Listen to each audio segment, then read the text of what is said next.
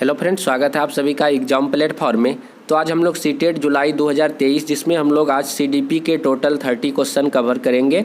तो इससे पहले आप लोग सीडीपी प्लस ईवीएस की वीडियो नहीं देखे हैं तो आप लोगों को सीटेट के नाम पे प्ले लिस्ट मिलेगा, वहाँ से आप लोग वीडियो को देख सकते हैं। और सबसे पहले आप लोग एग्जाम प्लेटफॉर्म पे नए हैं तो आप लोग एग्जाम प्लेटफॉर्म को जल्दी से सब्सक्राइब कर लीजिए। साथ ही साथ बेल आइकन का बटन आप लोगों को दिख रहा होगा, उसे भी प्रेस करें ताकि कोई भी नए वीडियो बनाए तो आप तक सबसे पहले उसका नोटिफिकेशन पहुंच सके। और डेली आप लोगों को वीडियो जो है 6 बजे मॉर्निंग में आप लोगों को मिलेगा, तो आप लोग देख सकते हैं।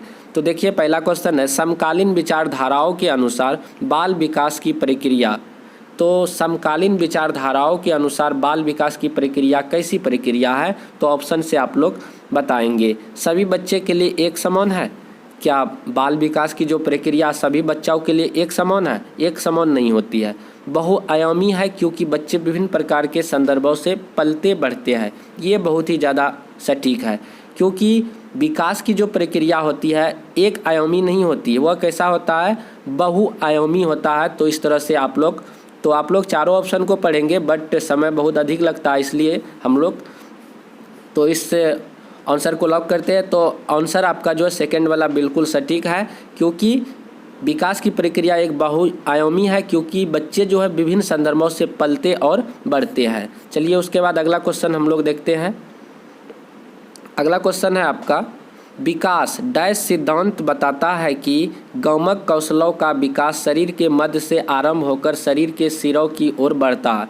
मतलब कि आपको बताना है कि जब विकास जो है, विकास की जो प्रक्रिया होती है वह विकास मतलब कि शरीर के जो है मध्य से जब सिर की ओर मतलब कि बढ़ता, जब सिर की तरफ बढ़ता, मान के चलिए अदर सिर है तो इस तरह से जब सिर की ओर जाती है विकास की प्रक्रिया तो वह क्या होता है? अधोगामी या शीर्षगामी? तो ये इसका राइट आंसर हो जाएगा आपका अधोगामी। जब सिर से पैर की ओर होगा, या मतलब कि जब सिर से नीचे की ओर या पैर की ओर जब विकास होता तब होता है शीर्षगामी। जब सिर से नीचे होगा तो शीर्षगामी। जब शरीर के मध्य भाग से जब सिर के तरफ आप ऊपर की ओर जब विकास होगा, सर के तरफ विकास होगा, तब हो जाता है अधोगामी, इसका राइट आंसर। तो यहाँ पे आपका हो जाएगा, मतलब कि जब सिर से नीचे होगा तो सेफलोकोडल होता है, तो यहाँ पे अधोगामी हो जाएगा प्रोक्सीमोडिस्टल। तो इस तरह से राइट आंसर हो जाएगा। चलिए अगला क्वेश्चन देखते हैं हम लोग। तो अगला क्वेश्चन है, विकास की किस अवस्था में बच्चे कल्पनाशीलता वाले खेल में सक्रिय रूप से भाग लेते हैं? तो आपको बताना है कि विकास की जो है वो कौन सी अवस्था होती है, बच्चे की कौन सी अवस्था होती है जब बच्चे जो है कल्पनाशील वाले खेल खेलते हैं, गेम खेलते हैं, सक्रिय रूप से उसमें भाग लेते हैं और खेलते हैं। तो शैशवावस्था, प्रारंभिक बाल्यावस्था, मध्य बाल्यावस्था, किशोरावस्था। तो विकास की जो है कितना अवस्था होती है? तो विकास की जो है टोटल 4 अवस्था होती है। पहली अवस्था होती है आपका शैशवावस्था, जो 0 से 2 वर्ष तक के बच्चे होते हैं। उसके बाद होता है पूर्व, मतलब कि प्रारंभिक बाल्यावस्था, 2 से 6 वर्ष तक के बच्चे उसमें होते हैं। उसके बाद होता है आपका मध्य बाल्यावस्था, जिसमें कि 6 से 11 वर्ष के बच्चे होते हैं। उसके बाद हो जाता है आपका किशोरावस्था, मतलब कि 11 से ऊपर 14 या 15 वर्ष तक के बच्चे होते हैं किशोरावस्था में। तो 0 से 2 वर्ष जब बच्चे होंगे, मतलब कि जब शैशवावस्था में होगा, उस टाइम में तो कोई कल्पनाशीलता वाला गेम तो नहीं खेल पाएगा। जब 2 से 6 वर्ष में होता प्रारंभिक, यानी कि पूर्व जो शैशवावस्था होती है, बाल्यावस्था होता है, इसमें बच्चे जो है एक कल्पनाशील वाले गेम खेलते हैं। तो इस तरह से आपका जो प्रारंभिक बाल्यावस्था राइट आंसर हो जाएगा। तो इस तरह से आप लोग राइट आंसर टिक करेंगे, प्रारंभिक बाल्यावस्था। चलिए आगे बढ़ते हैं हम लोग। अगला क्वेश्चन देखते हैं, निम्न में से कौन सी बच्चों के समाजीकरण का द्वितीयक संस्था है? तो आपको बताना है कि निम्न में से कौन सी जो है बच्चों के जो समाजीकरण की द्वितीयक संस्था। आप लोग पढ़े होंगे जो बच्चे की जो प्राथमिक मतलब कि पहली संस्थाएं होती है, प्राथमिक जो होता है वो होता है परिवार। बच्चे का घर जो परिवार होता है वह पहली हो जाती है। उसके बाद बच्चे जब स्कूल में जाते हैं तो वे आपका दूसरी हो जाते हैं। तो यहाँ पे आपका 2 और 3, उसके बाद 4। तो इस तरह से आपका राइट आंसर हो जाएगा।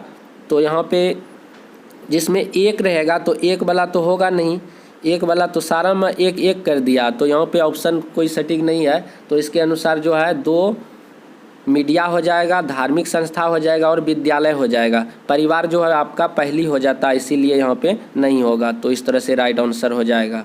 चलिए आगे बढ़ते हैं। तो यहाँ पे ऑप्शन में नहीं मैच कर रहा, तो इसीलिए जो है तो परिवार तो पहली हो जाता है। तो उससे आप लोग भी बताएंगे कमेंट पे इसका क्या हो जाएगा। तो मेरे अनुसार तो इसका राइट आंसर हो जाएगा आपका क्या 2, 3 और 4 हो जाएगा। तो आप लोग भी कमेंट करके बताएंगे। चलिए आगे बढ़ते हैं हम लोग।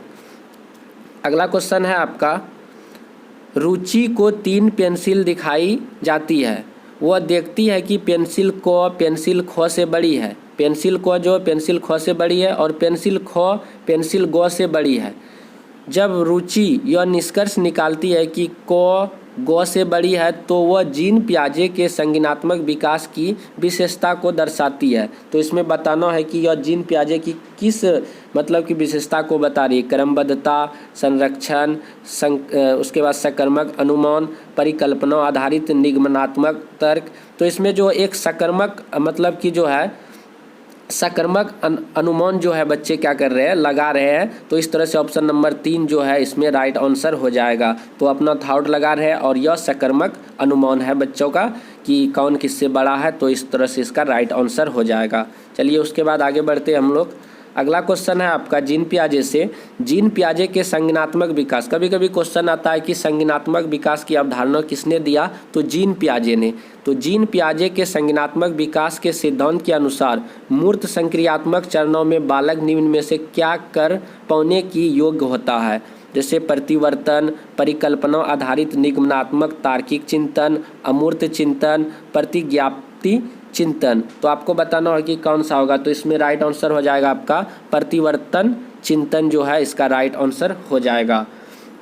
तो इस तरह से इसका राइट इसमें क्या होता है कि बच्चे जो है इसमें कुछ मतलब कि जानने लगते हैं, सोचता है और इस तरह से याद रखता है। इस तरह से हो जाएगा इसका परिवर्तन, इसका राइट आंसर हो जाएगा। चलिए उसके बाद अगला क्वेश्चन देखते हैं 7 नंबर।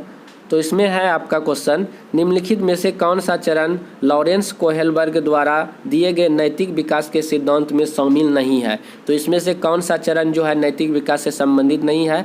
तो वैसे जो है आप लोग ये भी जानेंगे कि कोहेलबर्ग साहब जो है नैतिकता के बारे में कितना सिद्धांत दिया था। तो टोटल 3 सिद्धांत दिया है और इसमें से यदि आपको 3 पता होगा तो आप लोग छांट सकते हैं। तो इस तरह से जो है अपारंपरिक चरण जो है ये नहीं होगा, मतलब कि यही आपका राइट आंसर हो जाएगा। बोल रहा है कि कौन शामिल नहीं है, तो ऑप्शन नंबर 2 जो है आपका अपारंपरिक चरण नहीं होगा। तो 3 चरण दिया था, 3 स्तर दिया था, 3 मतलब कि स्टेप दिया था। कौन कौन, तो आपका हो जाएगा प्राक रूढ़िगत, जिसमें कि 4 से 10 साल के बच्चे होते हैं और इसमें नैतिकता जो है 0 होती है, मतलब नहीं के बराबर 0 मतलब होती है। नैतिकता क्या होता है, नैतिकता होता है कि सही गलत को मतलब कि फर्क करना जब बच्चे सीखने लगते हैं तो वो होता है नैतिकता। जो उसमें जो होते हैं प्राक रूढ़िगत या पारंपरिक चरण जो होते हैं उसमें जो है बच्चे जो है 4 से 10 साल के बच्चे होते हैं और उसमें नैतिकता नहीं के बराबर होती है, 0 होती है, सही गलत का फर्क नहीं कर पाते हैं बच्चा। उसके बाद होता है रूढ़िगत, इसमें जो है 10 से 13 साल के उम्र के बच्चे होते हैं। इसमें जो है बच्चे क्या करते हैं, जो सामाजिक नियम होते हैं, कानून व्यवस्था होते हैं, उसके अनुसार बच्चे चलते हैं। और उसके बाद 13 से ऊपर आ जाता है आपका उत्तर रूढ़िगत। 13 से ऊपर जो उम्र के बच्चे होते हैं उत्तर रूढ़िगत में आ जाते हैं। इसमें क्या होते हैं, बच्चे जो अपने मन मुताबिक चलते हैं, समाज उसको मतलब किसी दूसरे के अनुसार वह नहीं चलते, बच्चे को जो अच्छा लगता है मतलब कि अपना वह करता है। तो इसमें नैतिकता बच्चे में आ जाती है। तो इस तरह से इसका राइट आंसर हो जाएगा आपका ऑप्शन नंबर 2। उसके बाद आगे बढ़ते हैं हम लोग। अगला क्वेश्चन है आपका, एक अध्यापिका अपनी कक्षा के लिए लेव वाइगोत्स्की के सामाजिक संरचनावादी सिद्धांतों पर आधारित शिक्षण अधिगम प्रक्रिया तैयार करना चाहती है। उसे निम्न में से किसके प्रयोग से बचना चाहिए। तो ऑप्शन 1 है मतलब कि किस प्रयोग से बचना चाहिए। तो सामाजिक संदर्भों पर आधारित शिक्षण अधिगम की अभिकल्पना करना, तो ये तो सही है कि ऐसा करना चाहिए। विद्यार्थियों के अधिगम प्रयासों का गहन अवलोकन करना चाहिए, ये भी मतलब कि करना चाहिए। उसके बाद है आवश्यकता के अनुसार पाठ का प्रयोग करना चाहिए, ये भी सही बात है। अधिगम के आकलन के लिए मानवकृत परीक्षणों का इस्तेमाल, ये जो है नहीं होगा, मानवकृत परीक्षणों का इस्तेमाल नहीं होगा, मतलब कि ऑप्शन नंबर 3 जो आपका राइट आंसर हो जाएगा। तो ऑप्शन नंबर 3 आपका राइट आंसर हो जाएगा, इससे बचना चाहिए एक अध्यापिका को। उसके बाद अगला क्वेश्चन है आपका, लेव वागोत्स्की ने अपने सामाजिक संरचनावाद सिद्धांत में निम्न में से किसे विद्यार्थियों में अधिगम को सुसाध्य करने हेतु उपयुक्त बताया है? सहकर्मी सहयोगिता, सांस्कृतिक उपकरणों का हस्तक्षेप, रट कर याद करना तो बिल्कुल ही गलत हो जाएगा। गैर संदर्भित पाठ्यक्रम ये भी नहीं होगा। उसके बाद देखिए सहकर्मी सहयोगिता, ये बहुत ही ज़्यादा इम्पोर्टेंट है, तो ये सटीक आंसर है आपका। लेव वागोत्स्की ने अपने सामाजिक संरचनावाद सिद्धांत में निम्न में से किसे विद्यार्थी में अधिगम को सुसाध्य, उसमें जो सहकर्मी की जो सहयोगिता मिलेगा उससे जो है बच्चे ज़्यादा सीखते हैं, तो ये ऑप्शन नंबर 1 राइट आंसर हो जाएगा। उसके बाद अगला क्वेश्चन है आपका, किसी प्रगतिवादी कक्षा के बारे में एक अध्यापिका का क्या विश्वास होना चाहिए? तो कक्षा हमेशा कठोर नियंत्रण में रहे, सिर्फ अध्यापक को निर्देश देना चाहिए। जब भी नियंत्रण की बात आती है तो वह निगेटिव हो जाता है, तो इस तरह से ये गलत हो जाएगा। अधिगम केवल कक्षा में होती है, ये भी गलत बात हो जाएगा। कक्षा में विद्यार्थी अपने साथ विविध प्रकार के समृद्ध अनुभव लाते हैं। उसके बाद अगला है आपका, विद्यार्थी केवल ड्रिल और अभ्यास के माध्यम से, यहाँ पे देखिए केवल लगा हुआ है, तो ये ऑप्शन भी आपका क्या हो जाएगा? गलत हो जाएगा। तो आपका राइट आंसर हो जाएगा ऑप्शन नंबर 3, कक्षा में विद्यार्थी अपने साथ विविध प्रकार के समृद्ध अनुभव लाते हैं। जो कक्षा में जो बच्चे आते हैं तो विभिन्न प्रकार के उसके अंदर जो है मतलब कि ज्ञान भरे रहते हैं, तो उसके अनुसार जो है एक प्रगतिशील कक्षा का निर्माण होता है। उसके बाद आगे हम लोग बढ़ते हैं। तो अगला क्वेश्चन है, किस विचारक ने इस बात को नकारा है कि बुद्धि एकल इकाई है और कई पृथक स्वतंत्र बुद्धियों का सिद्धांत प्रतिपादित किया है?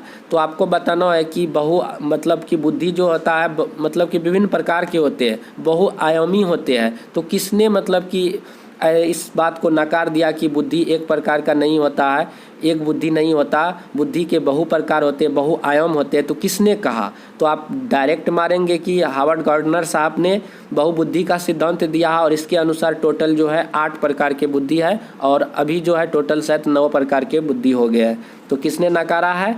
तो हार्वर्ड गार्डनर साहब ने नकारा और इन्होंने बहुबुद्धि का सिद्धांत भी प्रतिपादित किया है। उसके बाद आगे बढ़ते हैं हम लोग। तो अगला क्वेश्चन है आपका, खिलौने के रूप में गुड़िया मिलने पर रोहन की प्रतिक्रिया थी, मुझे यह खिलौना पसंद नहीं है क्योंकि लड़के गुड़िया से नहीं खेलते हैं। जब मतलब कि खिलौने के रूप में गुड़िया मिलता है किसको? रोहन को। रोहन एक लड़का है और उसको एक खेलने के लिए क्या दिया जाता है? गुड़िया। तो रोहन का प्रतिक्रिया आता है कि मुझे इस खिलौनों से नहीं खेलना है, मुझे पसंद नहीं है, क्योंकि ये लड़के गुड़िया से नहीं खेलते हैं। और मतलब कि वो बोलता है कि मुझे यह खिलौना पसंद नहीं है और वह लड़का क्या करता है? गुड़िया से नहीं खेलता। तो उस लड़का जो है वहाँ पे किस चीज़ को मतलब इंडिकेट कर रहा है? तो यहाँ पे एक तरह से जेंडर जो रूढ़िवादिता है इस चीज़ को वह क्या कर रहा है? दर्शा रहा। तो ऑप्शन नंबर 3 इसका बिल्कुल राइट आंसर हो जाएगा। उसके बाद आगे बढ़ते हैं हम लोग, अगला क्वेश्चन देखते हैं। तो अगला क्वेश्चन है आपका, एक शिक्षक 1 महीने के अवधि के अंतराल में विद्यार्थियों को निबंध लेखन के लिए कई ड्राफ्ट लिखने के लिए सहयोग देता है। यदि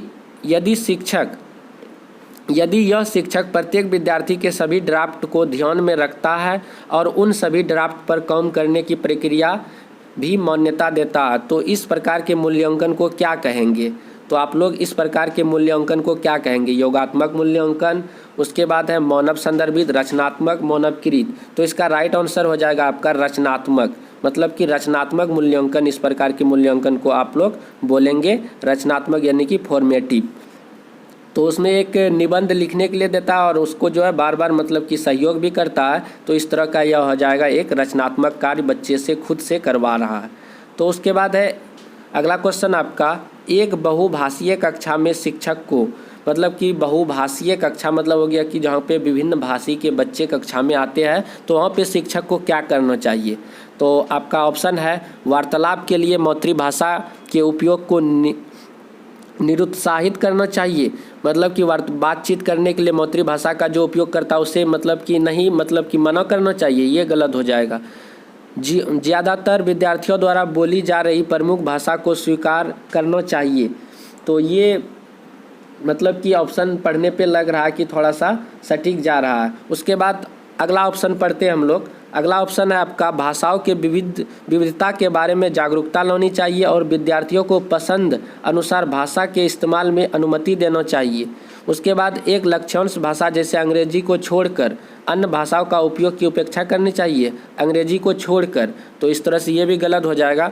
और जो है आपका 2 और 3 में आप लोग जब पढ़ेंगे तो यहाँ पे दूसरा ऑप्शन में कह रहा है कि ज़्यादातर विद्यार्थियों द्वारा जो बोली जा रही प्रमुख भाषा को स्वीकार करना चाहिए।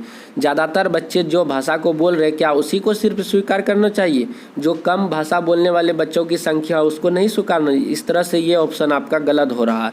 तो ये वाला ऑप्शन जो है आपका तीसरा वाला ऑप्शन आप लोग पढ़ के समझ सकते हैं कि कितना सटीक है, और ये जो है 2 और 3 में सबसे ज़्यादा ये इम्पोर्टेंट है और सटीक है। तो ऑप्शन नंबर 3 आपका राइट आंसर हो जाएगा। उसके बाद आगे बढ़ते हैं हम लोग। तो अगला क्वेश्चन है आपका राष्ट्रीय शिक्षा नीति 2020 के अनुसार शिक्षा को, तो राष्ट्रीय शिक्षा नीति 2020 के अनुसार शिक्षा को, तो यहाँ पे ऑप्शन आप लोग देखेंगे पढ़ेंगे। केवल पूर्व निर्धारित विषय वस्तु पर केंद्रित होना चाहिए, केवल ये क्या होता निगेटिव हो जाता। समस्या समाधान पर केंद्रित होना चाहिए, ये सही बात है। अधिगमकर्ताओं के समालोचनात्मक चिंतन का विकास करना चाहिए, ये भी सही बात है। अन्वेषण निर्धारित खोज, ये बात तो पूरा पॉजिटिव ही हो जाता। सिर्फ एक वाला को आपको क्या करना है, छांटना है। तो इस तरह से आप लोग तो हो जाएगा 2, उसके बाद 3, उसके बाद आपका 4। तो इस तरह से आपका राइट आंसर होगा। तो यहाँ पे ऑप्शन में आपको शायद इस तरह का कहीं पे नहीं दिख रहा, तो इसमें सिर्फ आपको जो है ऑप्शन पहला वाला आपका जो है क्या हो जाएगा, गलत हो जाएगा। तो इस तरह से आप लोग कर सकते हैं। उसके बाद चलिए आगे बढ़ते हम लोग।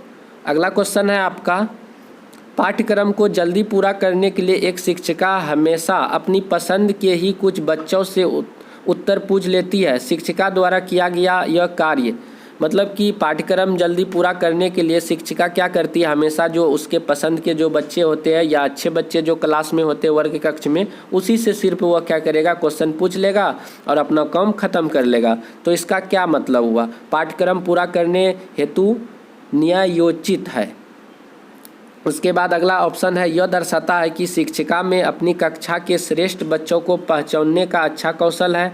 तो ये नहीं होगा, ये अच्छा कौशल नहीं है। विद्यार्थियों को समान अवसर की उपलब्धता से वंचित करता है, तो मतलब कि यह कैसी कार्य है, तो इसमें आप लोगों को बताना है। उसके बाद अगला है सभी विद्यार्थियों के समान सम्मिलित को सुनिश्चित करने में प्रभावशाली होगा, ये नहीं होगा। यहाँ पे जो है विद्यार्थियों के समान अवसर की उपलब्धता से वंचित कर रहा है, तो इस तरह से इसका मतलब कि राइट आंसर ऑप्शन नंबर 3 हो जाएगा। मतलब कि पाठ्यक्रम को जल्दी पूरा करने के लिए शिक्षिका हमेशा जो अपना मनपसंद के जो बच्चे होते हैं उसी से शिक्षा मतलब कि प्रश्न कर लेते हैं। तो शिक्षिका क्या कर रही है, तो यह कर रही है क्या, विद्यार्थियों को समान अवसर की उपलब्धता से वंचित कर रहे हैं। जो और सब बच्चे हैं उसको जो क्वेश्चन नहीं कर रहे हैं उसको इस चीज़ से लिए मतलब कि इसके लिए वंचित कर रहे हैं। तो ऑप्शन नंबर 3 इसका राइट आंसर हो जाएगा। उसके बाद अगला क्वेश्चन हम लोग पढ़ते हैं। अगला क्वेश्चन है आपका गुणज वैकल्प से जूझते छात्र के समावेशन हेतु निम्न में से क्या महत्वपूर्ण है। मतलब कि गुणज, तो आपको बताना है कि गुणज जैसे होते हैं ना कि गुणा भाग जोड़ घटा गणित से संबंधित किसी भी प्रकार के जब परेशानी होते हैं बच्चे से जूझते हैं तो उससे कौन सी मतलब कि क्या कहलाता है। तो उसमें डायरेक्ट आपका राइट आंसर हो जाएगा जो कैलकुलेटर वाली बात होती है। तो ये विद्यार्थियों को दृश्य आधारित परिकलन या कैलकुलेटर या और गणित संबंधी प्रायोज्यता उपलब्ध करवाना, तो ये इसका जो है राइट आंसर हो जाएगा ऑप्शन नंबर 3। तो ऑप्शन नंबर जो है 3 सॉरी बोल रहे हैं, ऑप्शन नंबर 2 आपका राइट आंसर हो जाएगा जो कैलकुलेटर वाला है जो गणित से संबंधित है। तो इस तरह से हो जाएगा। उसके बाद आगे बढ़ते हम लोग। अगला क्वेश्चन है आपका एक दृष्टि बाधित वाले विद्यार्थी के लिए निम्न में से कौन सा सामग्री लाभदायक नहीं है। मतलब कि एक दृष्टि बाधित है, अंधे बच्चे हैं, तो उसके लिए जो है कौन सा सामग्री लाभदायक नहीं है तो आपको बताना है। तो यहाँ पे है ब्रेन लिपि वाली पुस्तक, ये सही बात है, ऐसा मतलब कि ये सही है। दृश्य पठन सॉफ्टवेयर ये भी ठीक है। उसके बाद छोटे अक्षरों वाली पुस्तक, उसके बाद है सर्पिस ग्लोब, ये भी सही बात है। लेकिन छोटे अक्षर वाली जो पुस्तक होगे तो उसको पढ़ने में जो है बच्चे को क्या होंगे, परेशानी होगा। जो मतलब कि दृष्टिबाधित बच्चे हैं तो छोटे अक्षर वाले पुस्तकों को पढ़ने में उसको परेशानी होगा। तो ऑप्शन नंबर 2 इसका राइट आंसर हो जाएगा। तो ऑप्शन नंबर 2 राइट आंसर होगा। उसके बाद आगे बढ़ते हम लोग। तो अगला क्वेश्चन जो है कथन और तर्क से संबंधित है, तो इसको हम लोग पढ़ते हैं। कथन में कहा जा रहा है भाषा शिक्षण के दौरान एक अध्यापिका को लिखित सामग्री के साथ साथ श्रवण पुस्तकें भी उपलब्ध करवानी चाहिए। तर्क कहता है प्रस्तुतिकरण के विविध विकल्प विभिन्न अधिगमकर्ताओं के ज़रूरतों को पूरा कर पाते हैं, जैसे कि पठन विकारों से जूझते विद्यार्थी। तो इसमें से बताना है कि कौन सा सही है। तो इसमें से जो है आपका तो 19 नंबर क्वेश्चन है, 19 नंबर का आपका राइट आंसर हो जाएगा ऑप्शन नंबर ए। तो ऑप्शन नंबर ए में है कि कथन भी आपका सही है और आपका तर्क भी सही है, और जो आपका तर्क जो है क्या कर रहा है, सही व्याख्या भी कर रहा है। तो कथन में बोल रहा है कि भाषा शिक्षण के दौरान अध्यापिका को लिखित सामग्री के साथ साथ श्रवण पुस्तकें भी उपलब्ध करानी चाहिए, सही बात है। तर्क में कहता है प्रस्तुतिकरण के विविध विकल्प विभिन्न अधिगमकर्ताओं की ज़रूरत को पूरा कर पाते हैं, सही बात है। तो कथन भी सही है और आपका तर्क भी सही है, दोनों सही है और व्याख्या भी कर रहा है। उसके बाद अगला क्वेश्चन है आपका एक सृजनात्मक बालक में निम्न में से कौन से गुण मौजूद होंगे। जो एक सृजनात्मक बालक होंगे उसमें कौन से गुण मौजूद होंगे। अपसारी चिंतन, अभिसारी चिंतन। तो अभिसारी चिंतन तो बिल्कुल ही नहीं होगा। जो अपसारी चिंतन होगा एक, वो मतलब कि कुछ बड़े सोचते हैं, नए सोचते हैं, ज़्यादा सोचते हैं, तो ये सही बात है। उसमें सृजनात्मक बालक में ये गुण पाई जाती है। अमूर्त चिंतन की योग्यता, ये भी सही है। अमूर्त चिंतन वो करने लगते हैं। अमूर्त चिंतन होते हैं क्या कि बिना कुछ देखे, जैसे कि वह पंखा के बारे में सोच लिया तो पंखा के बारे में सारा चीज़ बता देता है। तो बिना देखे किसी भी वस्तु के बारे में मतलब कि चिंतन करना। उसके बाद नवीन आमुख उत्पादन की योग्यता, मतलब कि नवीन मतलब कि नया। तो इस तरह से 4 भी हो जाएगा। तो 1, 3 और 4 किस में है। तो 1, 3 और 4 आपका ऑप्शन नंबर 3 में है। तो इस तरह से आपका राइट आंसर हो जाएगा 1, 3 और 4।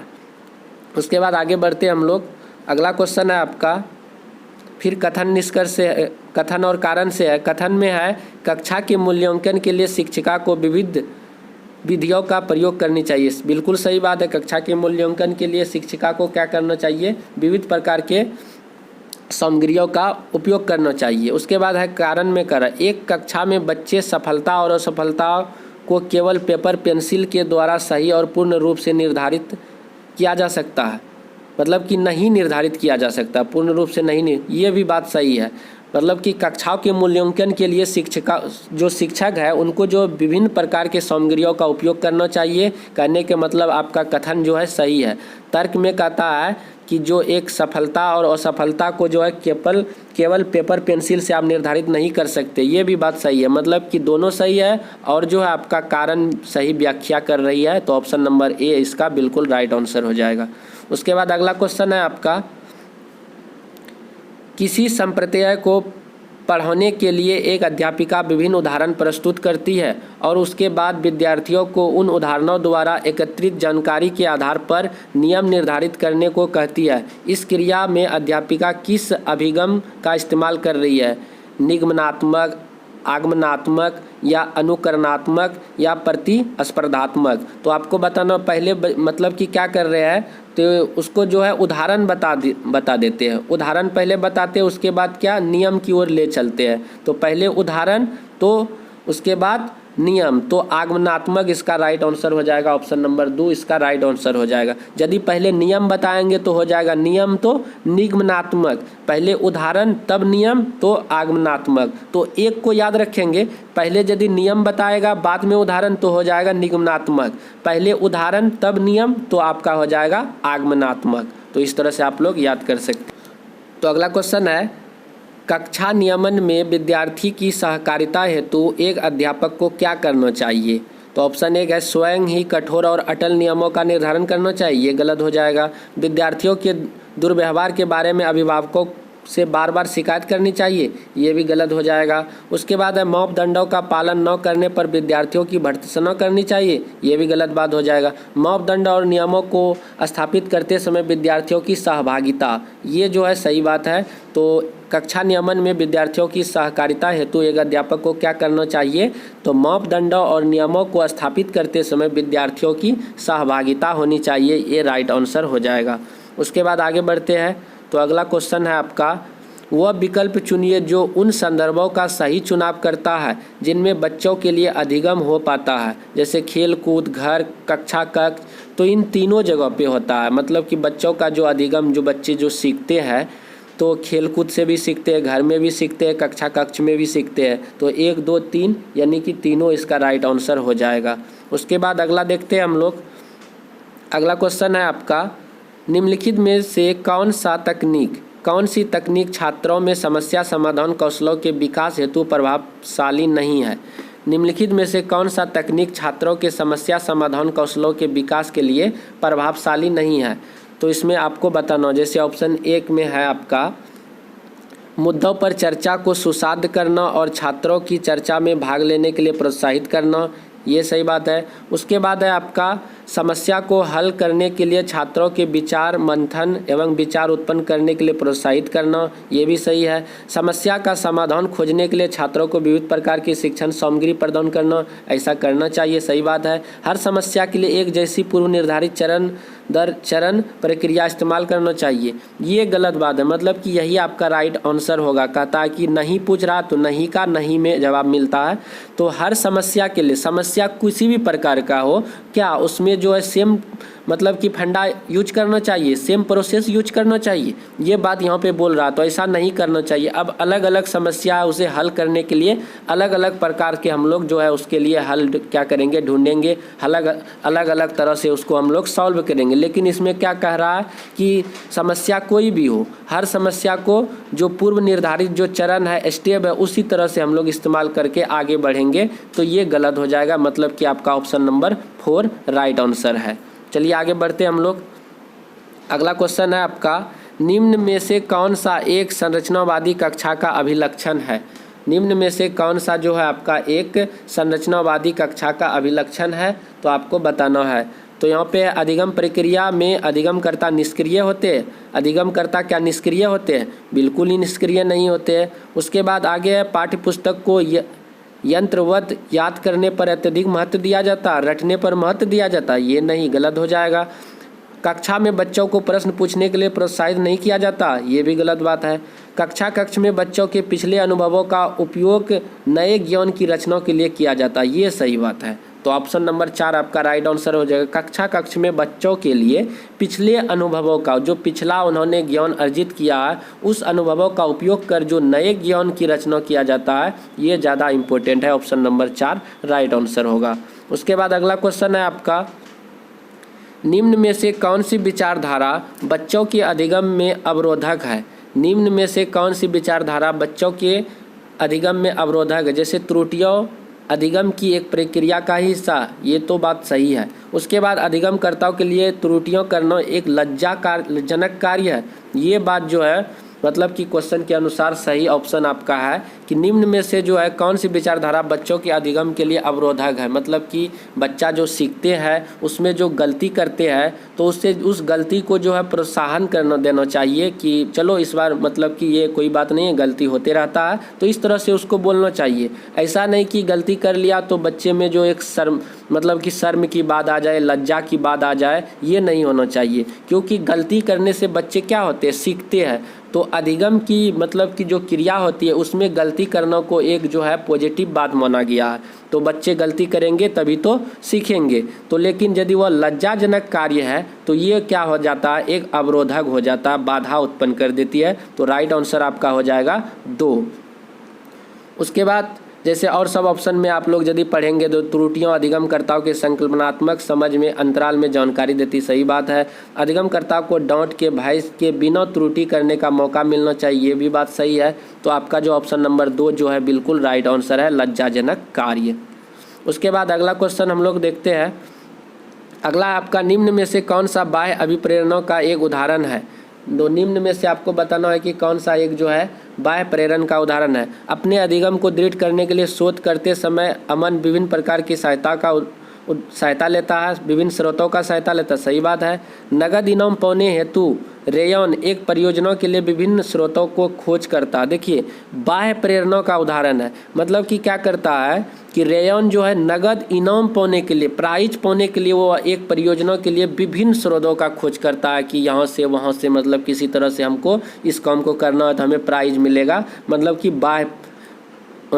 बाह्य हो जाएगा अभिप्रेरण का सही ऑप्शन नंबर 2 जो है सही आंसर हो जाएगा। नगद इनाम पाने हेतु, तो ऑप्शन नंबर 2 राइट आंसर हो जाएगा। उसके बाद अगला क्वेश्चन है, कोविड-19 महामारी के दौरान तनाव ने विद्यार्थियों के प्रदर्शन को नकारात्मक रूप से प्रभावित किया है। निम्नलिखित में से किस प्रकार के संबंध को स्पष्ट करता है? प्रतियोगिता और संज्ञान का, संज्ञान और संवेग का, उसके बाद है आनुवंशिकता और निष्पादन का, आनुवंशिकता और वातावरण का। तो आपका राइट आंसर हो जाएगा संज्ञान और संवेग का। तो कोविड-19 जो है महामारी जो आया था, जो तनाव ने विद्यार्थियों के प्रदर्शन को नकारात्मक रूप से प्रभावित किया है, संज्ञान और संवेग को। उसके बाद अगला क्वेश्चन है आपका, अधिगम अधिक सार्थक और प्रभावशाली होता है अगर वह मुख्यतः डैश हो। मतलब कि अधिगम जो सीखने सिखाने की प्रक्रिया है अधिक सार्थक और प्रभावशाली कब होगा? शिक्षक निर्देशित होगा, ऐसा गलत बात है। सहपाठियों द्वारा निर्देशित होगा, पाठ्य पुस्तक केंद्रित होगा, स्वनिर्देशित होगा। तो यहाँ पे स्वनिर्देशित, जब अपने आप में खुद वह, मतलब कि वह उस चीज़ के बारे में निर्देशित करेगा, हमको ये करना है, स्वयं से जब वह खुद मतलब किसी भी काम करने के लिए जब वह अग्रसर रहेगा तो वह तब जो है वह अधिगम करता जो है ज़्यादा प्रभावशाली बनेगा, सार्थक होगा। तो ऑप्शन नंबर 4 जो है राइट आंसर हो जाए। तो वीडियो थोड़ा सा लंबा हो जाता है और बोलने में कई हमको जो है परेशानी भी हो जाता है, क्योंकि आधा घंटा तक लगातार हमको बोलना पड़ता है, तो इसीलिए जो है कुछ वर्ड को बोलने में परेशानी भी हो जाती है। तो आप लोग इसे निगलेक्ट करके चलेंगे। उसके बाद एग्जाम प्लेटफॉर्म को अभी तक सब्सक्राइब नहीं किए तो आप लोग सब्सक्राइब भी कर लीजिए। तो मिलते हैं हम लोग अगले वीडियो पे। जय हिंद, जय भारत।